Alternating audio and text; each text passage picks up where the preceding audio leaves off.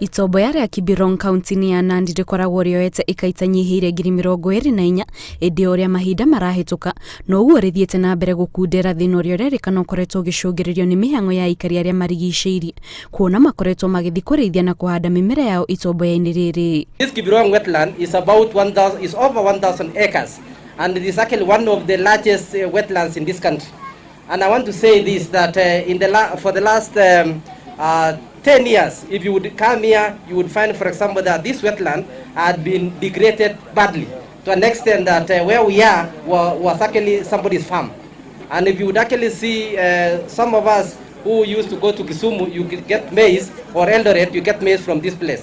Nĩ itomboya rĩrerĩkana gũkorwo na ũguni kuona rĩkoragwo mũciĩ wa mĩthemba ĩtiganĩte ya nyoni o hamwe na mũthemba wa mwanya wa thwariga iria itonekanaga mĩena ĩngĩ na oho rĩkoragwo kĩhumo kĩa njũĩ itiganĩte. This is a very important wetland given that it is a source of River Nyando that actually drains to Lake Victoria. This is also a source of a lot of water for the people living around here. This place is also a place where we are actually going to say that it's a touristic site because we have what we call endangered species. We had birds here, like cranes. We had animals like antelopes, which now don't exist. We are certain that if we restore this wetland, then we shall have the same birds to come back. It used to be a breeding ground here, and we also have the antelopes and others, and this will be an important tourist site.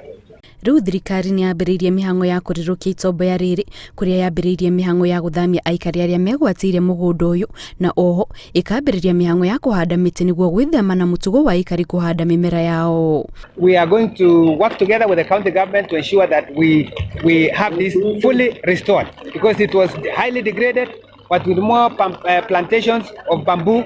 That this would be really great. This day we chose to come here because bamboos are important to conserve wetlands. And at the moment we are working on regulations through NEMA on wetland regulations so that we conserve better the wetlands. Rungu rwa mũbango ũyũ mĩtĩ makĩria ma 3,000 mũthemba wa mĩrangi nĩyo ĩhandĩtwo gũkĩrĩkana nĩ namba ĩgũkorwo ĩkĩongerereka. Ngĩribotera Inooro TV, njĩtagwo Kate Muthoni.